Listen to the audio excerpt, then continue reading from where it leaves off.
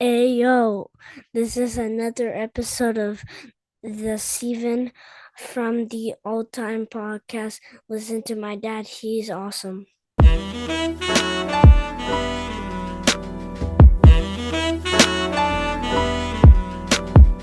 Milenko, I'm surprised that you decorated in the back of you because the last time that we were recording, it looked like you were in a halfway house or something. The poor decoration I have, bro. I still look halfway there. I have two things in here. It's still still empty as fuck. Whatever. You made it decent for the guest that we have tonight, so I appreciate you for And that. that's exactly it. That's exactly it. What I did. Before we get started, just a rest in peace to the legend Ozzy Osbourne, as this is the first episode that we record after the death of Ozzy Osbourne. So rest in peace to one of the biggest legends in music and biggest legends in metal music and the shift that he did with his sound. Milenko, tonight's guest just dropped his new album produced by Machacha, the Black Teddy Santis, a one-of-a-kind artiste who paints a picture through his voice, his rhymes, and his delivery. He's on a quest to become one of the coldest artists, a designer with the rhymes, someone everyone needs to pay attention to, like when Adam Cole was in NXT. It's Saint shit. André DeSaint is here tonight. What's up, man? What's up, y'all? Appreciate y'all for having me, man. What's going on? Absolutely, absolutely, man. Everything's doing well. Everything's doing well. Look, I want to start off really on this note because last year you put out Cult Classique produced by Machacha, and that was a fantastic album. It was something that I got through later on in the year, but something that stuck and stood out with me longevity wise. It just basically the way you put that album together with Machacha. But this year, man, are you on a run or are you on a run? Man, I'll let the people decide, man. I'm just trying to have some fun and put out some good music, man. But yeah, it's definitely looking good. There's a lot more in store for the rest of the year, so I'm excited for sure. But dude, like the featurings, like you're killing the features. Vega 7, the way you Yeah, started it off. man. What an Like honor, man. Yeah, like that track came together like beautifully, man. He hit me up. Vega's one of the first people in the space that really showed me some love. Like, and that's one of the guys that I've been listening to for a while. So it was extra cool to get reached out to by him and just a genuine dude, man. Great guy. I knew he was working on something with Machacha. He kind of gave me a heads up a while in advance. And then when it came to I don't know if you've seen, but he recorded that whole album out in Denmark yep. with Machacha. So he hit me up, sent me the track, and told me who was going to be on it. And I was like, man, I got to come with it. These are some heavy hitters right here. So yeah, it was a fun time, man. I definitely got to flex my pen and be amongst some elite rappers. That song is one of those ones for sure. Yeah, and you started it off. So like the first when I heard your voice, I was like, hold on a second. Is that Andre? And I messaged you. Yeah, I remember that. Yeah. I messaged you and I was like, yo, man, you like this is amazing. And you sounded like really great on there. And I'm happy that you had got that recognition to be able to be with Vega or Shoddy or Jamil Honesty, man. Like those are heavy rhymers. Those are spitters. And I'm happy that you got that light shined on you and for more people to be able to pay attention and know who you are and then go back and dig into your music.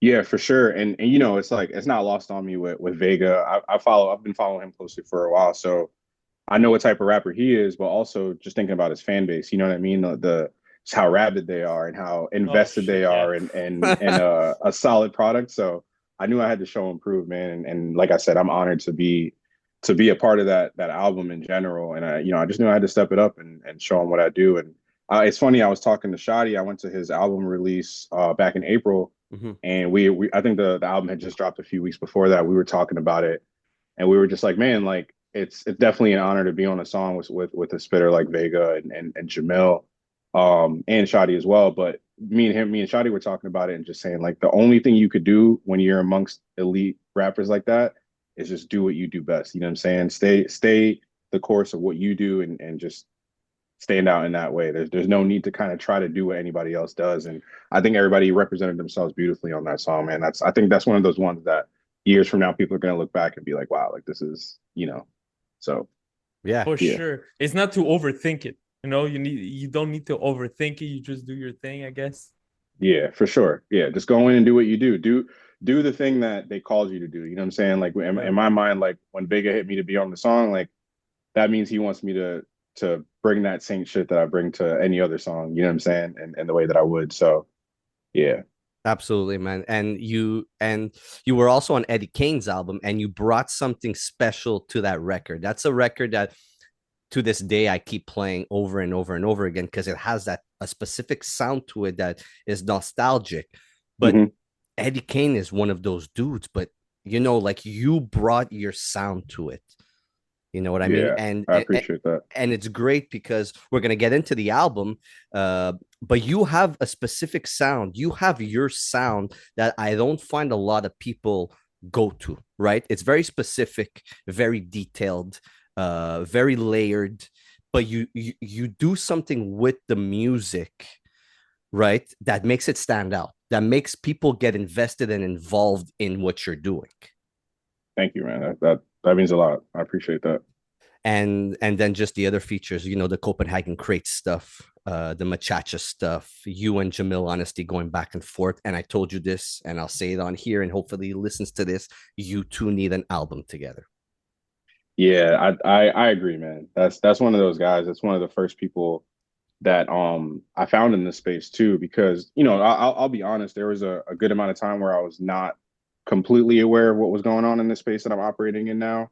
And once I found it and kind of got familiarized myself with a lot of the heavy hitters and the people that were putting out these amazing projects, like it was just cool to start actually interacting with these guys. You know what I'm saying? So Jamel honestly was one of the first guys I found, and to have multiple songs with him now is really dope. And I definitely think there's going to be more in store for us for sure.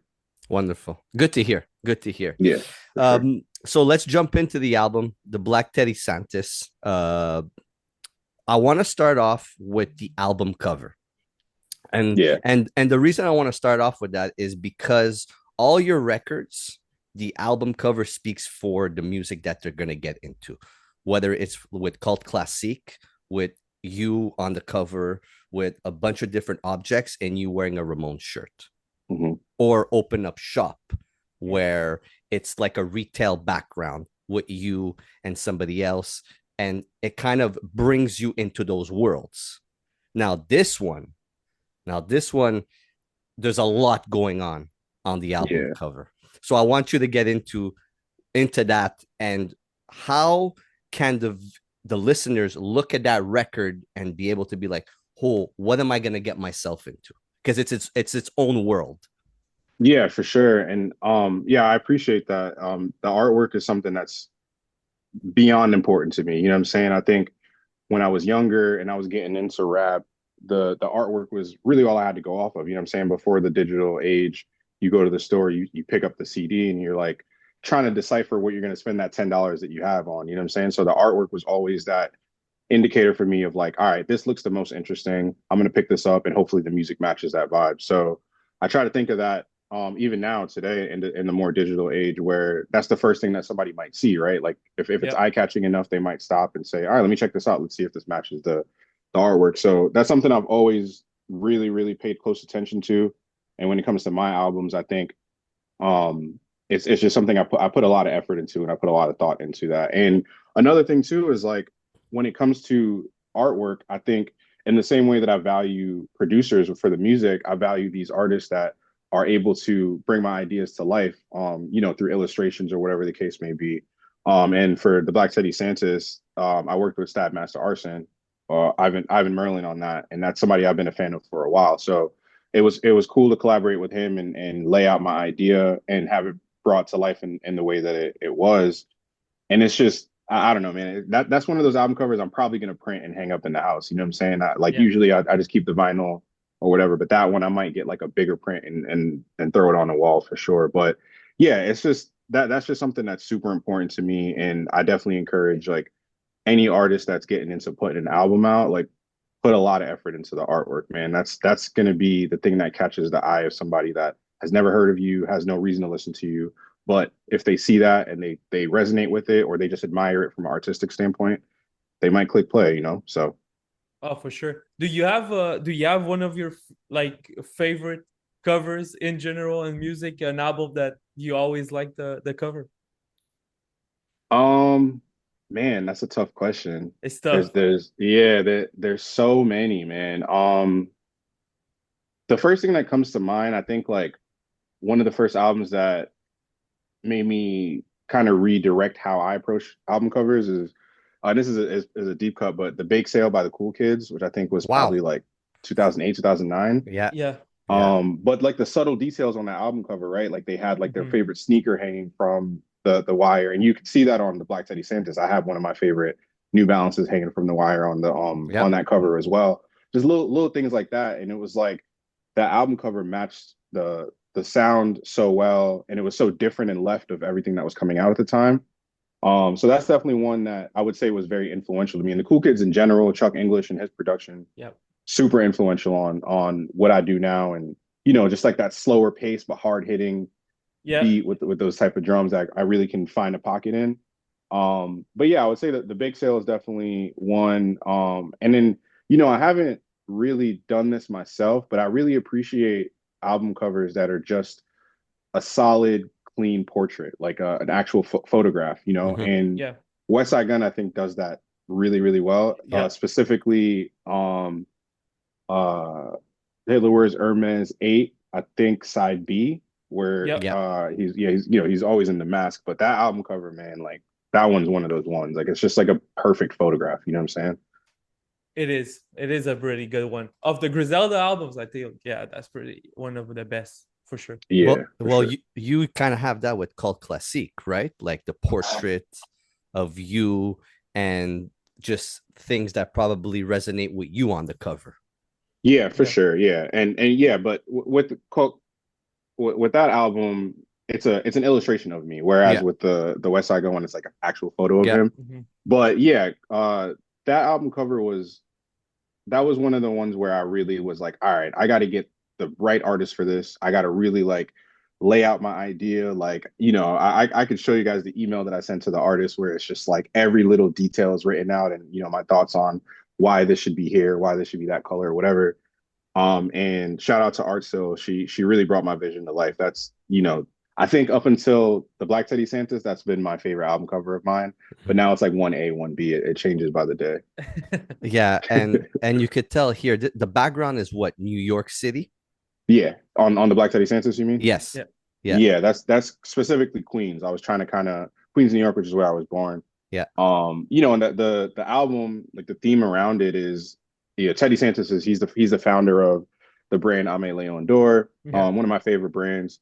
His story is just very similar to a lot of, the things that I went through as a kid, immigrant parents, moving to Queens, New York, getting exposed to just the culture, both in rap, fashion, and just lifestyle in general, you know what I'm saying? And Mhm.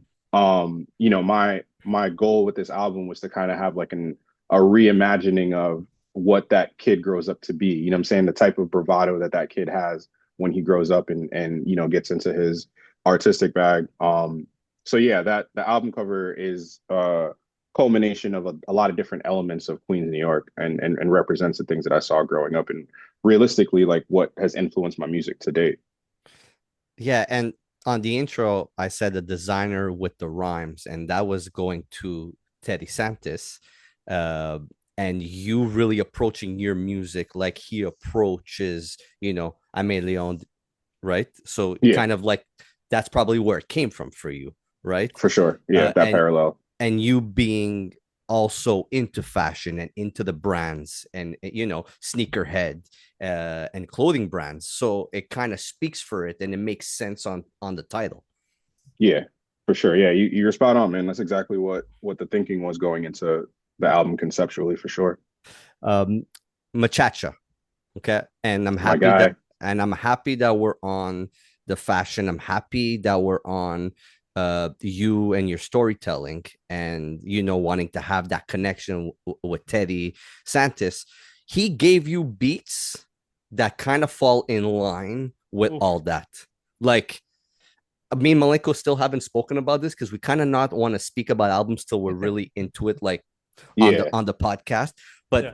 those beats, I don't think yeah, I've ever heard Machacha make those beats. yeah. Like, I agree, man. And it's, I've been silent on that. I'm waiting for the album to like hit people's ears and for mhm. them to kind of to come to that conclusion on their own. So I'm really happy you said that. But Machacha and I have built this relationship where we really understand each other.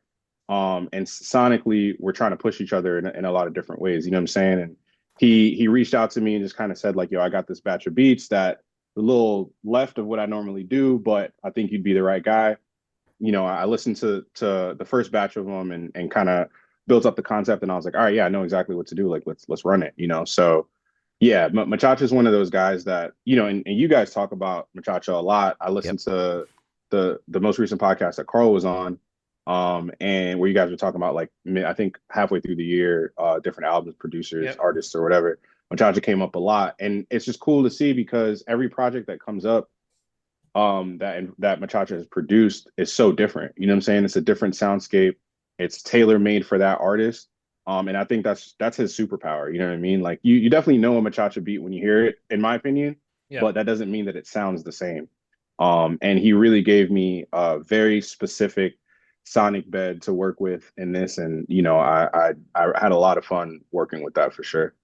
So getting to the production and him sending you the beats, how did it work out? Like, do you hear a specific sound that sticks with your head and you stick to that beat, or do you ever ask him to add something? Like, how does it really work? Because these were perfected beats for you. And when I listen to that, when I listen to Cult Classic, when I listen to Open Up Shop, it's just like, whoa, hold on a second. These are some, like, this is what I want to hear you on, because it kind of, there's not too much going on, but there is a lot going on. But it's very specific on the instrumentation of Yeah, the sounds, like the heavy guitars. yeah, There's like a yeah. Jimi Hendrix style guitar going on throughout this fucking album that I'm just trying to like figure out where he got these. Yeah, man, I can't speak to how his mind works. I think that's one of those people that, you know, 30, 50, 100 years from now, they're gonna have to study his brain, bro, because the stuff that he sends me is just it's mind blowing. But to answer your question about the process, in speaking for myself, I know he works with a lot of different artists, but our process really just goes, we kind of talk about the idea or at least like the soundscape of what we're going for, you know what I'm saying? And then he'll send me a batch of beats. For me, I will listen through whatever he sends me and I try to pick a cohesive set of, instrumentals and then go from there. Some of the instrumentals I could tell are the beginning of an idea. He Mm. started an idea, he got it down, sends it to me. I'll make a song on it, knowing that post production is also part of the process for Machacha. You're not going to send him something back and then we put it out exactly like that. He listens to the song, he dissects it, he tries to get an understanding of what he could add, sometimes what he could take away, how he can make the song better. And I trust him with that process completely. I will say he's one of the first people I've trusted in that capacity to kind of hand over the song and say, "Hey, this is what I've brought to it. I'm interested to see where you take it from there." And he's never let me down. It's one of those things that we just have that synergy. You know what I mean? And it's worked out beautifully on these last two projects that we've worked on. So Do you have a specific add-on or something that he took out that you're like, oh, that worked perfectly that you remember? Or yeah. So on Cult Classic or Classique, yeah. I know it's pronounced differently depending on who's saying it. Well, what is it? It's your album. You got to tell us what it is. So I say Cult Classic, but I appreciate when people say Cult Classique because it's written in that way for visual purposes, but also culturally. You know what I'm saying? It all depends. I love hearing it both ways. It doesn't matter for me, but I did I've always said it as Cult Classic when I'm speaking of it myself. But the one that stood out to me where that happened was Life Aquatic on it's one of the last songs on Mhm. on Cult Yeah. Classic. And initially, like the first half of that song, what you're hearing is kind of like a loop of whatever sample that is. I'm not 100% Mhm. sure, but when he sent it back to me after I sent him my vocals and everything, when he sent it back to me halfway through the song, he switches the sample Switch. to like another part of the song. And that Okay. was just mind blowing for me. I was just like, Yeah. whoa, like, cause you know, it's not what I rapped on, but it just Yeah. sounded so good. And it brought this energy to the rest of the song that accentuated the lyrics, you know what I'm saying? But also the feel leading into the song after that, which ended up closing out the album. So yeah, that's the one that stands out the most to me, where it was very different when he sent it back to me. But you know, I was pleasantly surprised for sure. It's mine, but I don't know how the fuck he has all that time. How can he do that? I don't That's know how he does it, man. I, crazy. I will say that he works quick. You know, I think Yeah. he, you know, and I don't like speaking for anyone, but my my assessment of Machacha is that he really, really, really trusts himself. And I think that's like a part of being an artist that is almost undervalued. You know what I'm saying? Oh, Like for sure.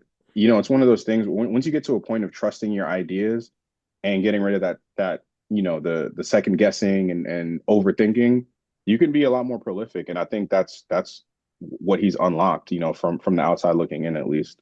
Hmm. Yeah, for sure. And your delivery on here is something that's very important because I've said this with Open Up Shop, that from Cult Classique to Open Up Shop, you've grown a lot as an artist. Like I found like Cult Classique was like the beginning of Andre DeSaint, to Open Up Shop where we were kind of getting to know you more, and Mhm. now we're in a place where it's like, okay, he could do this on this style of production, and you've become so detailed with your rhymes and your pattern that it gets very interesting to pay attention to what you're going to deliver to us. How, like, you've grown so much. How do you feel? Do you feel like you've grown?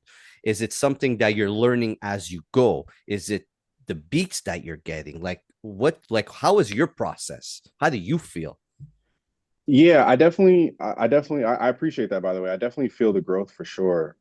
You know, I think working on these albums in such quick succession has really challenged me to just add different tools to my toolbox. That's like something that I say about learning new technical skills, right? You know, I think rap is one of those things that you can always get better at. Mhm. Mhm. One of my favorite rappers of all time is Jay-Z, and I think even in his like 50s, he's still getting better. You know what I mean? He's still adding new tools to that toolbox. Rock Marciano is somebody else that I look at like that. You know, he's older than me. You know what I'm saying? Been doing it for a long time. But every time I hear him, I'm like, oh man, this guy, he's still getting better. He's still sharpening the sword. So that's definitely something that I feel comes with being more prolific and caring about the craft. You know what I'm saying? I never want to make the same album twice. So I put that pressure on myself every time I go into a new project. And I think you can hear it in the music, you know. I think you can hear me learning new things and figuring out new things. And even though I've been rapping for a very long time, I've been rapping probably what 20 years now. Mhm. You know, Wow. as far as writing goes, you know what I mean? Like not always on a serious note or not always with the ability to put together an actual album or project. But from the beginning of like when I started writing rhymes, it's been about 20 years now. And I just strongly believe that you can always get better. There's not going to be a time where I feel like I've maxed out my skill level. So yeah. And then another thing too is I think one of the biggest differences, or one of the things that I hear when I go from like a cult classic to Open Up Shop and some of the other projects that I've been working on now, is the focus on song making. You know what I'm saying? I think I love just rhyming for 50 bars and just going crazy, but I think there's something to be said about putting together a complete thought when it comes to a song.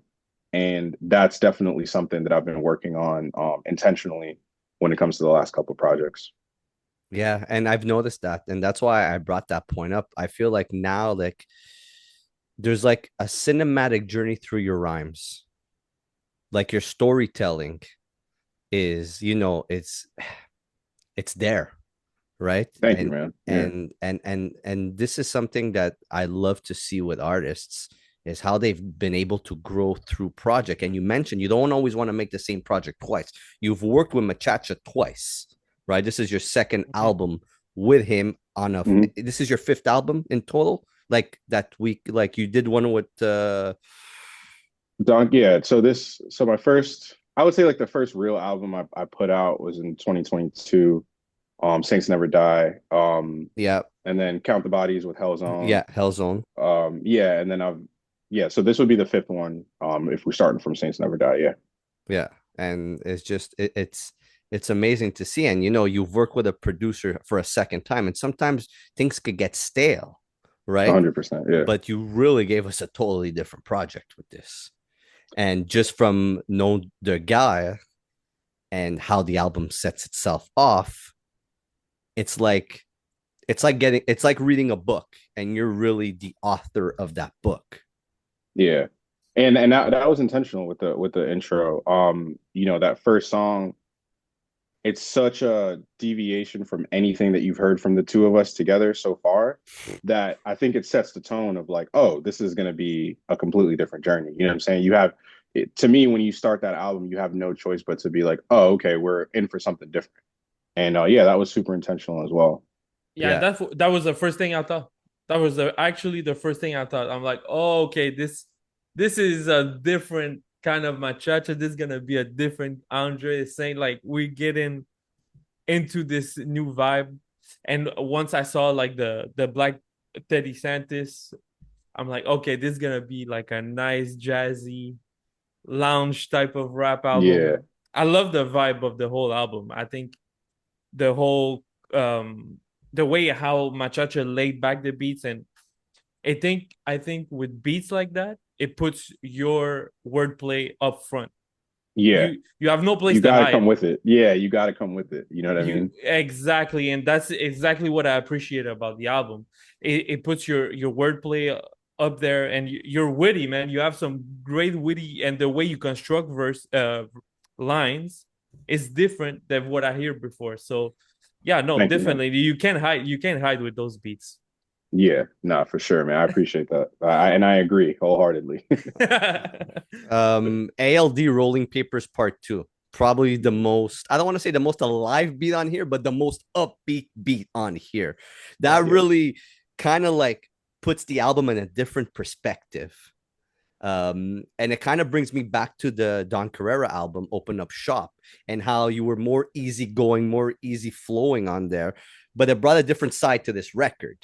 And he's amazing with sequences. Let's be honest. Machacha could sequence like any sound. And the difference of the whole album and this song, why was this song a very good addition to the project? Yeah, so for me, I wanted at least one, and I think there's a couple on there. Like Maple Suede kind of has that same vibe to me, where it's just groovier. You know what I'm saying? It has like a groovy sense to it, and that's really what I was going for, man. I just wanted something that had a little bit more grooviness to it, something that was a little bit more up tempo. Something that I've heard, when people listen to my albums is they really enjoy me rapping on slower beats. I think it's because I get to be a little bit more dense with my words on those slower beats. I can kind of pack more in there lyrically. So on a more up tempo, a more, I don't want to say like dancey, but something that kind of has a little bit more movement to it. I think that was a challenge for me and something that I don't think I've done with Machacha yet. So that was important for me to kind of have that in the album and just bring that feel in there and just show that like Machacha and I can do stuff like that as well. You know what I'm saying? It could be like that vibe too. I think you can put that song on, if you're having some friends over for drinks or whatever, and you guys are pre-gaming to go out. That's one of those songs I feel like can go on that playlist. And I think it was important to have something like that on the album. Oh yeah, for sure. It kind of reminded me, Milenko, call me out if I'm wrong, but it kind of reminded me of something that would be on a Method Man Redman interlude. Yep. And my notes I have here, Oh, you took notes. Good. Playalistic bass line. Like it could be like, yeah, it reminds me a bit of Pimpire by Rock Marciano, kind of. Yeah, that type of, because of the bass line, that groovy bass line. But yeah, definitely a standout of the album. Thank you, man. I appreciate that. I'm going through songs from here and there, just because things that really stuck out to me. Chain Stitch Yankee, which is your music video and your first quote unquote single. And by the way, your rollout for this has been stellar. I think rollouts are one of the most important things in hip hop that nobody really does anymore. Everybody is just like, "Hey, my album's coming out in 2 days." Yeah. Like, I think there's two really good rollouts. I've been really Clips, in clips, clips. clips just proved it. Yeah. Fucking Right? That was destroyed. a phenomenal. Yeah, that Yeah. was a phenomenal one for sure. Right. And Pro Dillinger is actually somebody who has fantastic rollouts. Like he Yeah. gives you a good 3 weeks to 2 weeks for you getting invested and hearing a sound, listening to a single or watching a music video. You're doing that. And you started off with Chain Stitch Yankee. Why did you choose that song?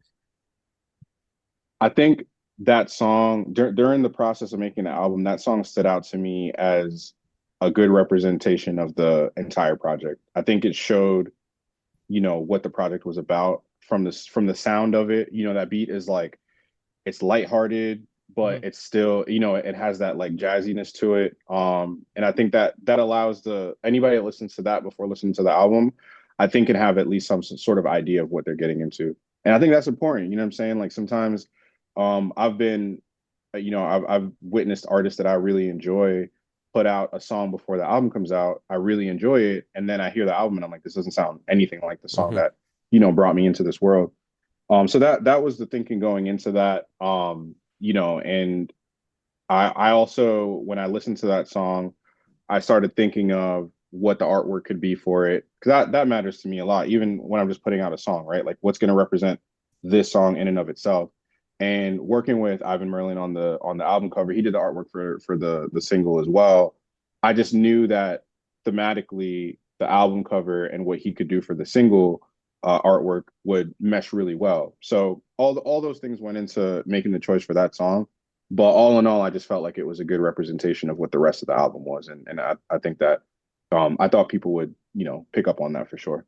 Yeah, and songs like ALD Rolling Papers and Maple Suede are kind of like wows on the album too. Like when like you're saying like when sometimes you'll listen to a single and it won't sound like the album. Like those are the wow factors of the record of be like, oh wow, he went in this route. It sounds really good. And it's good that you chose Chain Stitch Yankee because the sound of hip hop that's going on now, and you want something to gravitate people towards your music, and just the music video and how you were able to express yourself with the music video, and you just being there rapping, being all decked out and like nice clothing and stuff like that, kind of brings a sense of what the album is going to entail. Yeah, and I think one of the most important things when you're introducing the idea of an album to anybody that's going to be listening to it is world building. I think it's very important to let people know what they're getting into from a visual aspect, sonically, all that stuff. Everything matters. Everything that people see, everything people read about the album, that all really matters. And that's something that as a consumer, I pay close attention to. You know what I'm saying? Since I was a kid, I've always paid close attention to how my favorite artists present their album to me before I get to hear it. Some people are way more intentional than others, and those are the albums that I feel like I resonated with the most. You know what I mean? You mentioned the Clips. That's one of my favorite records right now. And before that album came out, I was just so hyped to hear it to the point where I was almost scared I'd be disappointed because of Yeah. how excited I was. You know what I mean? Like it was one Yeah, of those yeah. things where it was built up so well that it almost Yeah. scared me a little bit. So Yeah. but they delivered, and I think it's very important to understand what you're presenting to people, how you're going to present it to them, and what they're in for once they actually get the product in hand. So You find music videos still very important to do? yeah, I do. I think there's some nuance to it now because short form content is so much more prevalent and so much better received on the Yeah. consumer end.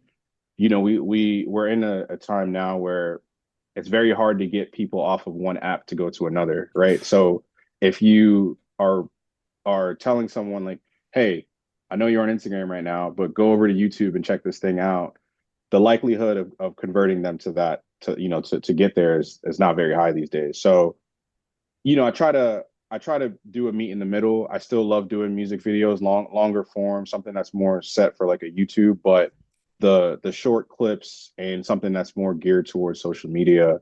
It's still enjoyable if you do it your way. And I think that's what I've been doing with this album. I've been doing it my way. I haven't really compromised my integrity and how much I care about the visual aspect of things, but I've been able to kind of make it fit within the parameters of social media.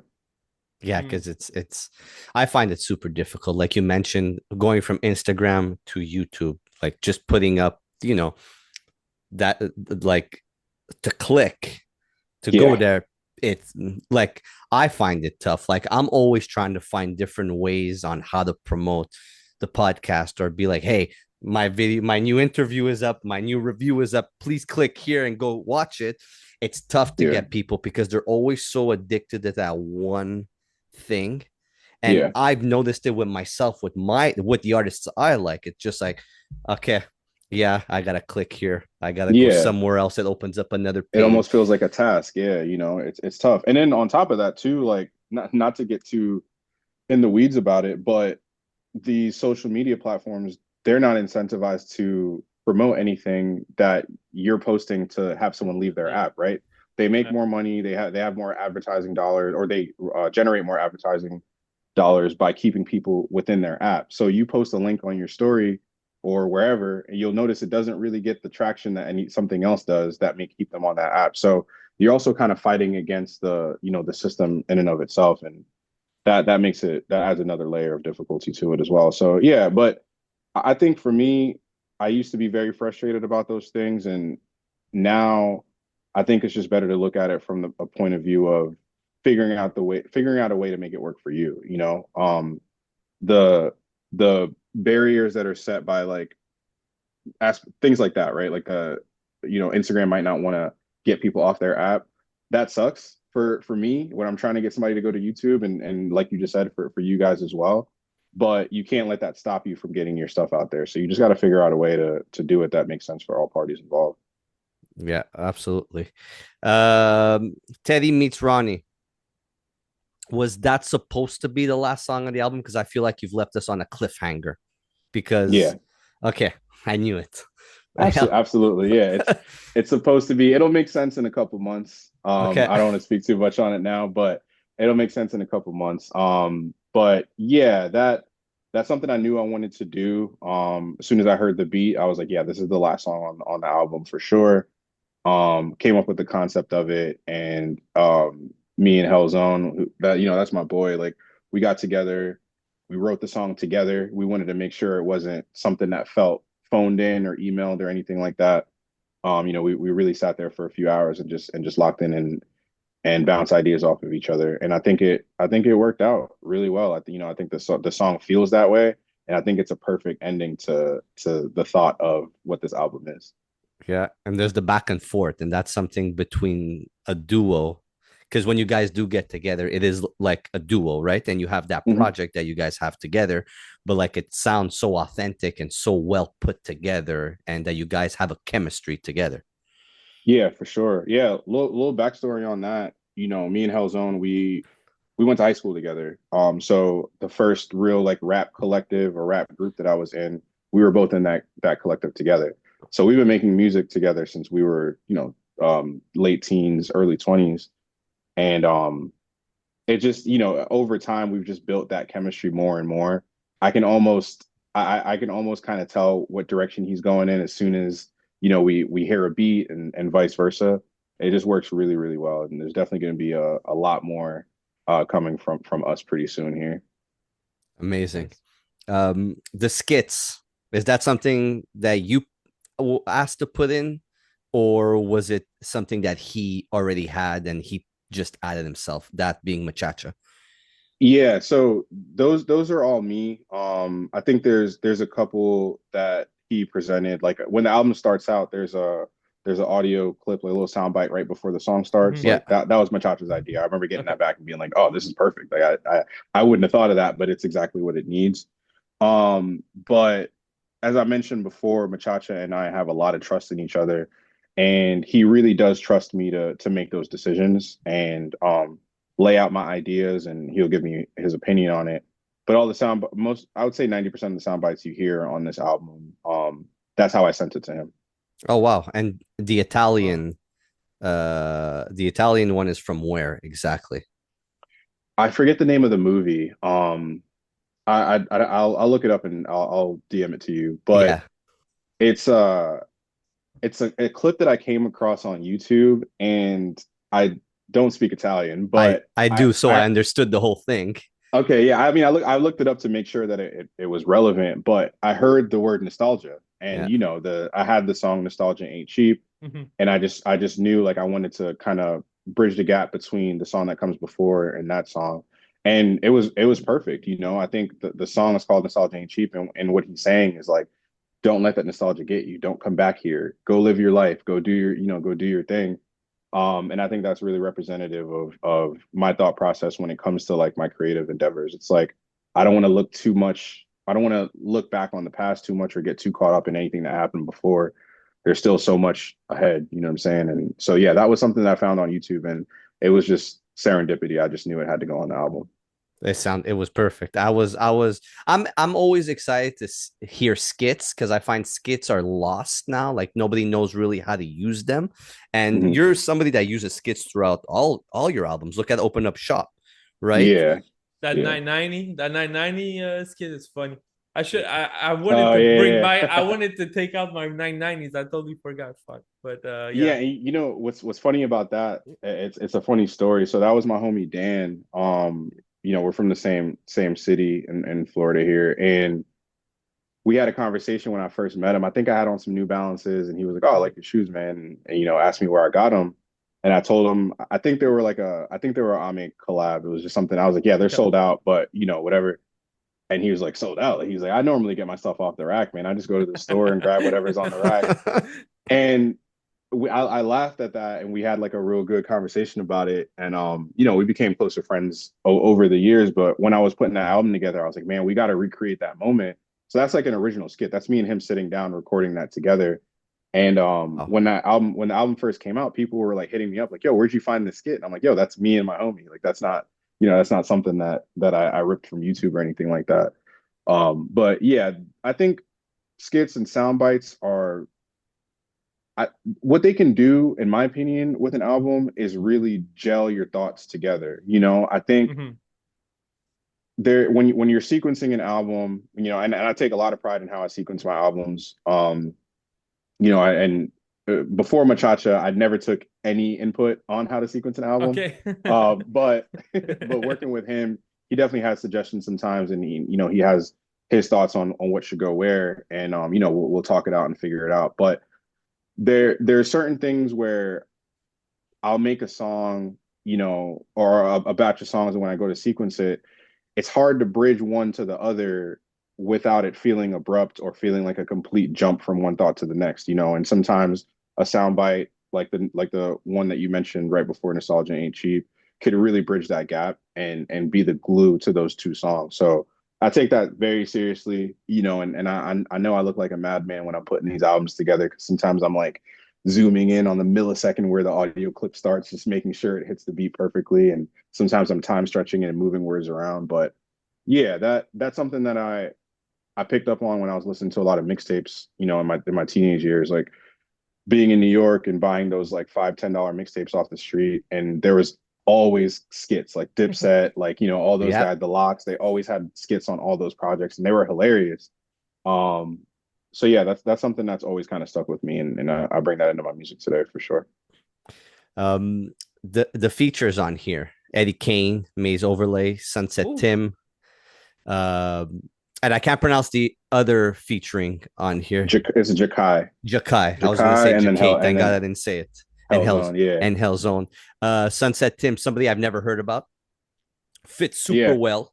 That's Yep. something I love on projects is when somebody uses an artist I haven't heard of, Mhm. never like listened to an album or anything. It just makes me get invested and like, hey, let me go check this out. It fits so well. What could this person do on their own, right? Yeah, And and that's intentional too. Like I think when I was growing up listening to certain albums, I was always being introduced to someone new. It's like, oh, this guy did great on this song. Let me go check out his discography. So I try to do that for the people that listen to my albums as well. yeah, And the posse cut, quote unquote posse cut with Maze Overlay and Eddie Kane is just a Yeah. fantastic addition to this project. And Eddie Kane and you already sound super well together, but the addition of Maze Overlay and the way Maze Overlay's rhyme and voice kind That of pocket, that, that yes. Yeah. that pocket that he found on that song, I was like, whoa, that's the total different dimension he went on the same song. It was fun. Yeah, for sure. And I love that he did that, man. And he kind of gave me, a heads up, like, all right, I know exactly what to do here. So I knew he was going to take it to, in a different space, but Yeah. deliver. And obviously, anybody I collaborate with, I trust them to do what they do. But what I will say is when it comes to songs that, are reminiscent of posse cuts or posse cuts in general, that's one of the things that I've always been hyper aware of is that when you got three spitters just rapping back to back, it can be monotonous, it can be redundant. Mm-hmm. So it's always good to have the one or two people that go left of center, attack the beat in a different way, find a different pocket, whatever the case may be. I think Jakai did the same thing on Uniform, Mm-hmm. where when I sent him that beat without a verse on it, he did his verse first. But when he sent it back to me, I was amazed. And my first thing was the first thing I thought was I would have never rapped on this beat this way. But he bodied that. You know what I'm Yeah. saying? And Yeah. that gets me really excited when I send somebody something and they approach it in a way that I would have never expected, because then you're really bringing something to the album that I couldn't have. And to me, that's the point of getting a feature. You know what I mean? Like bringing an element to the album that, I may not have thought of or whatever the case is. So yeah, I really appreciate it when people just, we talked about it earlier with the Vega song. When somebody taps you to get on a record, do what you do, Yeah. because that's why they asked you to be there. So I feel like everybody delivered that on this album, all the guests. And Sunset Tim is somebody that I came across online some time ago. He has plenty of music out there. I definitely recommend checking it out. Mm-hmm. Just very laid back, smooth, like lifestyle music, positive message. You know what I'm saying? Like he's somebody I've been listening to since the day I came across his music, and I felt like this was the right project to reach out to him and get him on, and he killed it, man. Very smooth addition to that song. Yeah, definitely a good addition. I think all the features on here fit perfectly. Perfect. Thank you. What are your favorite songs on here? Chain Stitch Yankee is definitely right. I don't know if it might be recency bias because I'm hearing it a lot since I'm promoting it right now, but I'm really proud of the rhymes on that record, and I'm just really into the soundscape of it. You know what I'm saying? I think that beat is just it's I don't know, it just brings me to a different place when I hear that.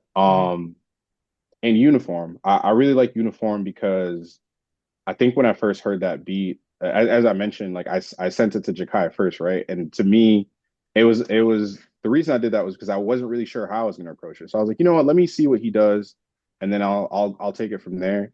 But I think that song just turned out so good. It's a real masterclass in just like um just rhyming and I don't know, just talking your shit, bro. Like I think sometimes you just need to talk your shit.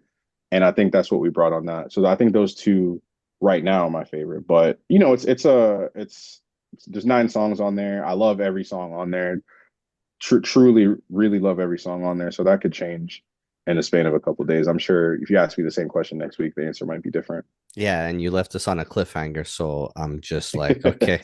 Like I was listening to it before we got on here because I love listening to this project, and we got this project earlier than a lot of people, and I was able really to sit with it and be able to grasp everything that you were trying to do or grasp all the production. And I love being able to sit back, leaving it, go back to it, discovering new stuff into it. And when I really discovered that song, that cliffhanger, uh I was just like, okay, there's something about this that's really not awkward, but he's doing this on purpose to us. Yeah, it's intentional. Like you want to give me more, but you don't want to give me everything because there's something that's going to happen. And to me, it's probably one of my favorite on there.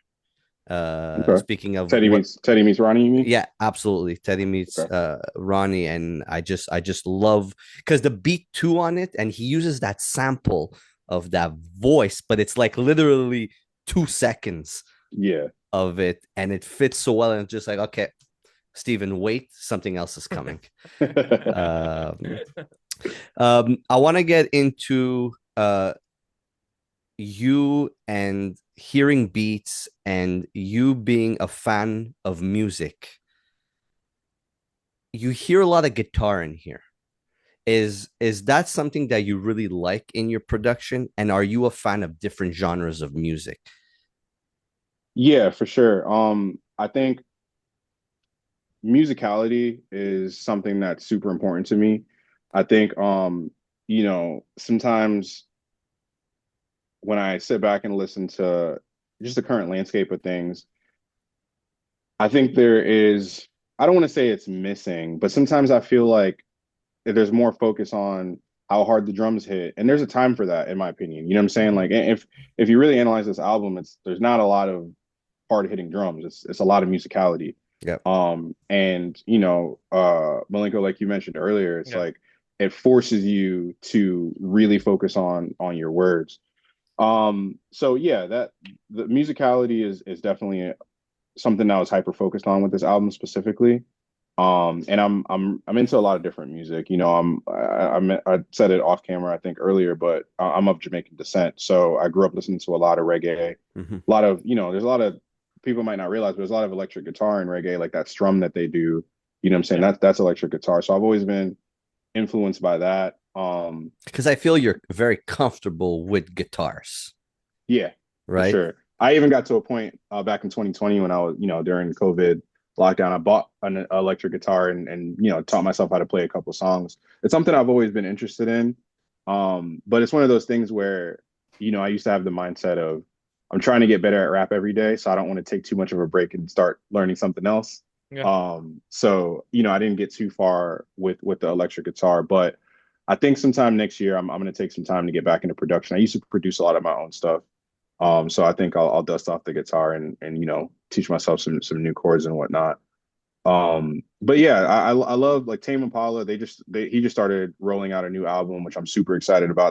That's my favorite non-hip hop shit of all time. Like Currents is like one of the best albums ever to me. Yeah. I listen to Jameson a lot. I'm not sure if you guys are familiar with him. I love Jameson.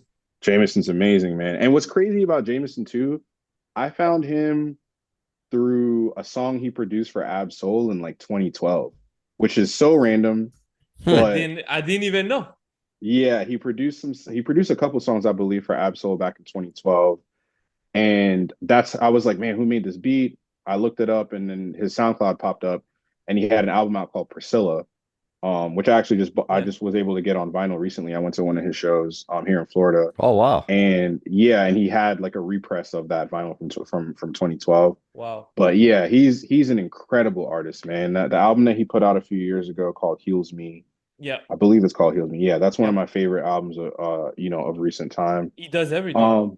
Yeah, he does everything, man. Every genre. He has a lot of albums. Yeah, and they don't sound the same in all the albums. Like you can get like neon soul on one. You can get something really funky. You can get like really poppy. He has like on Heals Me. He has a song that's like fully in Spanish and produced with like like that Latin like instrumentation. Yep. So yeah, he's one, and then the third person I'd say would be Toro y Moi. Really into his stuff. Anything in return. I don't remember when that came out, probably in the early 2010s, but that's a perfect album to me as well. I really, really love that project. So are we going to be getting a CD, tape, vinyl release for the Black Teddy Santis? Absolutely. All of the above. All of the above. Yeah. You always tend to put everything out, and I know that you're a collector of music. You collect vinyl. Yep. Right. You collect tapes. I collect CD.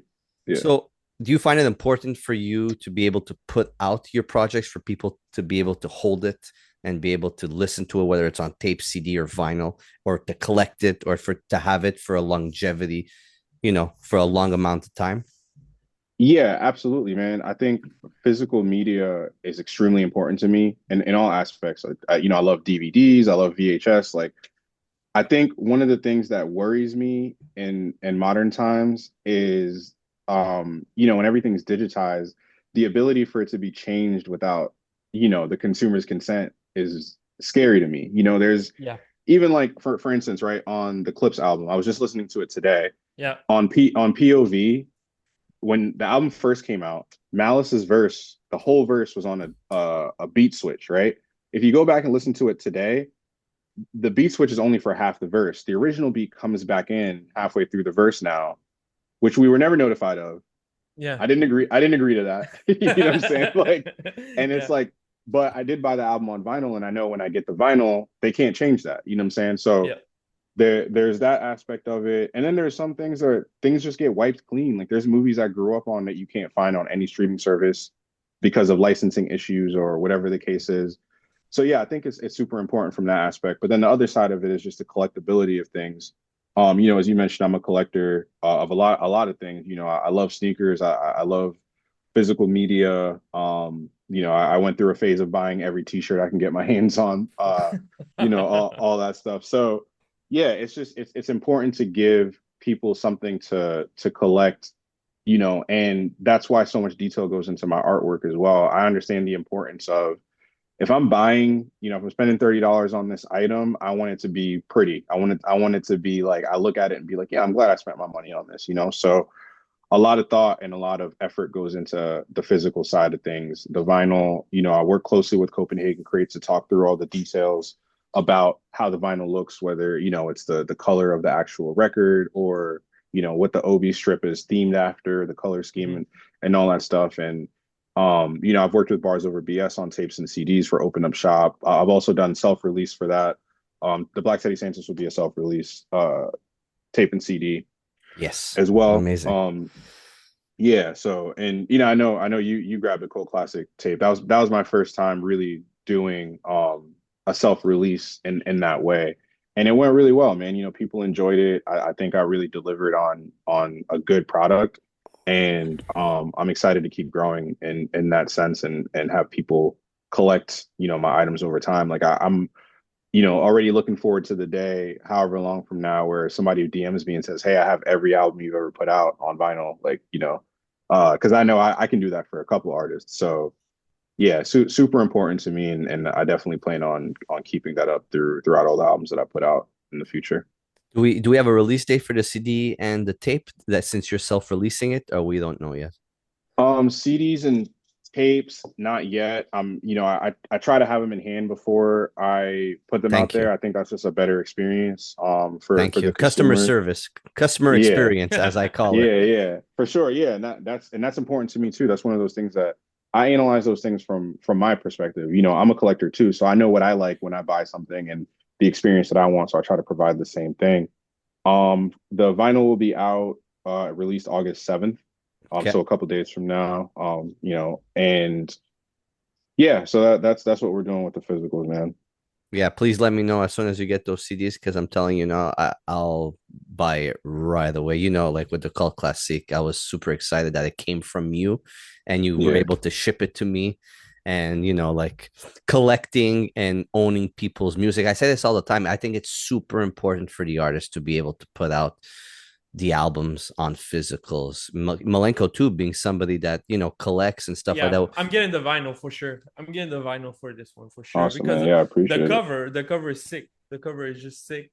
And Yeah, and that's the advantage of vinyl too. I think because it's like, this 12 by 12 packaging, you get to Yeah. really utilize that space, and for me, I try to maximize that space when it comes to a vinyl cover. So when I'm getting artwork done, I'm already thinking like, how's this going to look on a vinyl cover? How's it going to look on a CD, tape, all that stuff. And then another thing I wanted to add too, when it comes to physical media, specifically for artists, we're in this era where streaming is very prevalent, but it's not very profitable for an artist, right? And unless your numbers are super, super high, and it can kind of make up for the small amount that's paid out per stream. But the physical media is a way to kind of reverse that thinking. You know what I mean? Like, you sell one tape for $30. That's the equivalent of I don't even know how many streams it would be, but it's a lot more streams than it is, one purchase of that Yeah. item. So from a business aspect too, which, I try not to allow the business side of things to dictate any part of my art per se, but it is not lost on me that it's a lot more beneficial for me in that regard as well. And people are out there that want to spend that money and that want to support you in that way. You got to give them the opportunity. So, Yeah, absolutely, man. What do you want the people to get from listening to the Black Teddy Santis? oh man, that's a great question. I really want people to listen to this album and just have fun. I think it's a very fun album. I think, the lyrics are presented in a way where like obviously they're coming from me, but I think if somebody's sitting in their car rapping along, they can kind of feel the same way I felt when I was rapping that stuff. You know what I'm saying? And like tapping into that ultra confident person, and somebody that really believes in themselves in that way. So that's I would say that's what I would want people to get from it. And also just like from a catalog building standpoint, I want people to understand that like I can do this too. I could go a little bit left and still keep it within the repertoire that you're used to from me for sure. Yeah. Man, I'm like I said, we sat with this album for a while, me and Milenko, and I Yeah. feel thank you for that. It means a lot for me and Milenko to A be able lot. to A listen lot. to be able to listen to it and sit with it and appreciate it, put it down, go back. So thank you. So I can't wait for the people to really get into it, or for somebody that doesn't know who you are, that Mhm. like listens to the pod, presses play and says, who's this? And you know what? If they start with this and work their way backwards, then that's Yeah. amazing too, because they're discovering you as an artist and could see what me and Malenko have seen or heard, and Yeah. the growth of the artist that you've become. And you should be really proud of yourself with that, man, because we see it as listeners, as hip hop lovers, as music lovers. And we think you're doing a fantastic job with your music. And I'm so invested in what you do. Thank you, man. That means a lot. And I appreciate you guys taking the time to really listen to it and get to know it before having a conversation about it. I think that's something that's so important, man. It's we live in a time where things move so quickly that you might listen to something once, talk about it a little Yeah. bit, 2 days from now, you're on to the next thing, you never go back to it. So I really appreciate you guys even being interested in getting, an early listen to the album and Yeah. sitting with it before talking through it for sure. And can I add to this, because we talked about the latest release, and I feel like having the Clips album, I had in rotation. I had the new Tyler the Creator in rotation, and Yeah. this one was such like I kept your album in rotation because of the contrast between those three. To me, this one is really like a summer night, relax, chill, right around type of album. So Yeah, hell I yeah. think I think that's what people most likely gonna come out to think about it. That's how I felt about it. It's really like loungy. It gives you that luxurious Aimé Leon d'or type of vibe Yeah. to it. So that's why exactly. I mean, that's how I feel about it. So I gave a good contrast of what I was listening to lately. So it kept on rotation. It was an easy rotation too. And it's a great time Yeah. that you're releasing it, right? It's like almost the end of the summer, Yeah. it's 9 o'clock outside and there's still a bit of sun, the sun's Yeah. going down. Malenko, you actually bring a really good point. I didn't think of that till you just said it now. It's that style of vibe to the album. And, like people ride their bikes at night, people drive at night, Yeah. and it gives that feeling to it. Like Yeah. it's amazing, and I'm really interested to see what people say and where they put this amongst your albums, because Yeah. it's interesting. It's interesting. I agree with that. And I think Malenko, you bring up a good point, man, Mhm. because I think another underappreciated aspect of listening to an album is your surroundings, where you're at when you're listening to it, Yep. what time of day it might be. Yep. I think those type of things can drive what you play. You know what I'm saying? If I wake up in the morning there might be an album that I love, but I'm like, that's not really my vibe right now. You know what I mean? Like, Oh my God. Yeah, exactly. yeah, you know, like The new Tyler the Creator, I listened the first time at like 7 in the morning. I was like, what the I don't like it. I don't like it. And then yeah, like that's I not the vibe. kept playing it. Yeah, exactly, exactly. Even the first line on this album, ironically, is slow jams on my morning Yep. run. Yeah. You know, and it's like that line came from me actually being on a morning run, and I was listening to some, you know, some slower, older music. I was like, yeah, this is way more relaxing than, you know, some super hyped up shit. The sun was barely out. So I like stopped running and jotted down that line, and then, you know, kept going. But yeah, I think your atmosphere and your surroundings could definitely play a big part in the listening experience, and that's something that I think about too. I think you know, this music, this album, I definitely agree. The music of it is very chill, you know, just vibey, hanging out, just having a good time, maybe having a drink, you know, maybe smoking something, whatever you're For into, whatever your sure. vice is. But Yeah, for this sure. is one of those soundscapes for sure. Amazing job. Amazing job. Congrats on the album, for real. You did a great job. You and Machacha, man. You guys are a duo that people should be paying attention to. And I really want people to pay attention to this. So I'm sending this, like, I want people to hear it. I sent open up shop to so many different people that listen to so many different music or just Yeah, different genres of hip hop. Like I know people that listen to Tyler. So I sent them open up shop. You know what I mean? yeah, Like it gets people into different bags because people could gravitate to the style of what you do. yeah. It's very No, I interesting. appreciate that. It's very interesting. So yeah, man, congrats with the album, the Black Teddy Santis. I have a very important question before we get up out of here. I have actually two things I want to ask you. Number one, Sure. Sting 1993. Hmm. Okay. Milenko, you probably knew I was going to ask him this. For sure. Being a wrestling podcast, well, half wrestling podcast. Are you a wrestling fan? I grew up a wrestling fan. I fell out of it. You know, some other interests took over. It's interesting you say this too, because I think Sting 1993, that song on Cult Classic, I titled it that way because I knew people might not understand the reference. But Sting is a music festival in Jamaica that has always, you know, been a thing.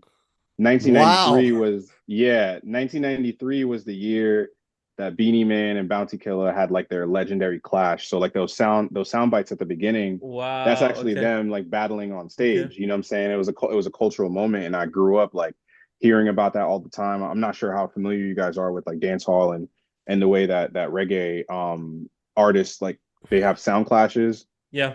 which is kind of like a rap battle in a sense. They just get on stage and go song for song. Hmm. So that's what that song is referencing. But I have seen people, you know, interpret it as a wrestling reference. Unfortunately, I don't mean to disappoint anybody. It's not.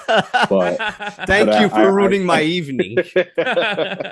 my bad, man. But yeah, I definitely appreciate that side of things. You know, what Action Figure is doing right now is Oh man. generational, man. I know you guys are fans of him. We got some stuff together too. That'll be coming out. Sick. Um, Fuck. yeah, he's a cool dude, and I just love the way that he's putting everything together. The way that he presented Doom Was Right to the world was Oof. very just laser sharp, man. Every move he made about presenting that, down to the vinyl and the super limited way that it, you know, that thing sold out in like less than a minute or something like that. Mhm. Yeah. I got a copy because I'm a Hey. collector. I know how, you know, I'm a sniper, um Trigger but fingers, like yeah, they say. yeah, Yeah. yeah, you got to be quick with it, man. But yeah, wrestling is it's not something that I'm super into at this point in my life, but there was a time for sure.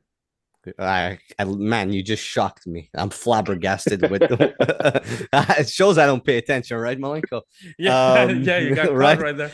Um, man, if you're telling me that you have something with action figure coming up, then man, I am all ears because you mentioned that he this year and the way he put out Doom was right. But you Yeah. guys are like right now for me, like the run you're both on is amazing to see. Like I talk Thank you. about it with Milenko, I talk about it with Derek, Trap, a bunch of people. And like it's just amazing to see artists and what they're doing and how they're doing it and how they're being versatile and different and being able to show us their projects and putting a lot of work into the projects, not just, hey, here's my album, it's 10 songs, enjoy it, I'll never talk Yeah. about it ever again. And Like, all independent, all independent. That's the Yeah. biggest. Yeah. That's another thing too, is like, That's the biggest I thing. can't speak for anybody else, but I know there's quite a few people in this space that, we don't all have a team, you know what I'm saying? We don't all have like managers or anybody helping orchestrate some of this stuff. So I respect it even more when I see Yeah. people, like an action figure or, Eddie Kane, Maze Overlay, even, Mickey Diamond, like these guys that are really putting a lot of effort and thought into how they present these projects to the world and how they build their catalog. So, salute to everybody that's really doing, and Vega as well. Salute to everybody, and Shadi. I can't leave Shadi out. He's killing it, man. I actually was just at his I drove over to Miami and performed at his album release show. Goat Farm? With yeah, Goat Farm 2. They Yeah. had like an album release show, and Mhm. I did a set over there. Wow. Super dope, man, and he gets a lot of love in his city. It's really cool to see. But yeah, he's been putting in crazy work. One of my favorite albums this year is Pulp Nonfiction. I think that Great is a job. flawless. If you're a Quentin Tarantino fan, Yeah. that is a Mhm. flawless album, man. He really, really, really nailed it. Even down to like the intro being called like Interior Diner, like that. Yeah. The layers of that, like that's like something you see in the script. You know what I'm saying? Mhm. Yeah, I can't say enough good things about Shadi and the way he presents his art, and Tev and Moni Mowgli and all those dudes over there, man. Big love to those guys. But yeah, salute to everybody that's really taking things into their own hands and being in charge of being super intentional and being in charge of the way that people receive their art. I think that's something that definitely needs to, I just want to make sure that doesn't go unnoticed. A lot of these guys are really putting their all into it. Absolutely. And Yep. I can't wait for more and more and more and more people. And this is why me and Milenko and Trap and Derek do what we do, is for more people to get into the artists and invest in the artists like we do, because we're fans first and foremost, right? Yeah, very, very much appreciated, man. I thank you guys again. You know what I'm saying? Like, thank you for supporting what I'm doing. Thank you for taking the time to listen. It's not lost on me that there's plenty of shit out there that you guys could be listening to. So taking the time to sit with my album and talk about it means a lot to me, man. I really appreciate it. Thank you for that. And Thank you. before we get up out of here, we always do this with the guest, first time guest on here. We do top 5 in 5 seconds. I know I'm putting you on the spot, but I'm gonna All have two for you. The first one is your top 5 most influential artists. right. The Cool Kids, Kanye Wow. West, Jay-Z, Big L. Wow. That's 4, right? Yeah. Yep. Um, Damn, this is tough. There's so many ways to The go. fifth one is always the toughest. Always, always, always. Um, I'd have to say West Side Gun. Mhm. Because I think, and not necessarily from a rap standpoint, love his raps, but his ability to curate a project. We talked about earlier, Yeah. picking the features and making sure that somebody brings something different to the table. That's something that I wouldn't say I learned from him, but when I was paying attention to his blueprint and how he presented his art, that's something that stood out to me. And I think that's a very underrated skill to have, is to be able to curate a project outside of yourself, in a way that's really going to stand out. So yeah, I would say that's my 5. And your top 5 favorite designer brands. Ooh, that's tough. Yeah, Ame's up there for sure. Ame Leon Dor, Stussy, the original streetwear brand. Thank you. Nobody ever talks about that. I know, yeah, nobody ever talks about it, but it definitely needs to be said, man. Carhartt, work in progress specifically. Mhm. I love their stuff. I love the quality of what they do. Um, what else am I about? Oh, Jound, love John. Jound a lot. You guys, Canadian brother, Justin Montreal. Saunders. Montreal. He's yeah. He's super dope. Love everything he does. I I was gonna leave Supreme off the list because I think that the last 7 or so years have been a little disappointing for me personally. Yeah. Um, but I would say early Supreme, like '06 to like 2011 or so. Mhm. That was like that was a time, bro. Like that was like just so many pieces that I still want to get my hands on from then. Honorable mention, I have to say Bathing Ape. I think what Maybe. Nigo did with yeah, what Nigo did with that brand, even though he sold it back in I think 2013, he doesn't have any full he doesn't have control over it anymore. But Mhm. I think the foundation that he laid for parody in the streetwear space is super important. You know, with the Bapestas and how they were essentially just like ripping off the Air Force One, but Yeah. doing it in a way that was still Legendary. stylish and yeah, and made a big impact in the streetwear world. And then you know, even now, like what he's done with like Human Made and his endeavors after that, it's definitely something to be talked about. So yeah, that's my top five in a honorable mention. Amazing. Milenko, anything else before we get up out of here? No, man, just telling people to subscribe, like the video. It's so simple. And please go listen to the album. Go listen to the YouTube. Yes. Go listen to the video. The video's out. The single is out. There you go. And Thank go you, man. cop album, go cop the vinyls. Tapes, That's Yep, everything. vinyls, tape, CDs coming soon. The Black Teddy Santis out right now. Shout out Machacha. Absolutely. Shout out Machacha. And man, thank you very much for coming on the pod, man. We appreciate you. We appreciate what you do. We appreciate what you bring to the culture. And you know what, man? I really want people to get into your music, and because I think you do a fantastic job, and you're on a run this year. I can't wait to see what's next, man. I can't wait for people to get involved in your music, man. I think it's super important what you do, man. So thank you very much for all that you bring to the culture, man. Yep. The Black Teddy Santis, completely produced by, we could say, the brainiac of brainiacs, the Bobby the Brain Heenan of production, Machacha. Yes. Machacha, man. Yeah, shout out my guy. Appreciate y'all. Andre DeSaint, thank you you, so man. much, man. Thank Peace. Thank you. You. Thank you. Peace. Thank you. Peace.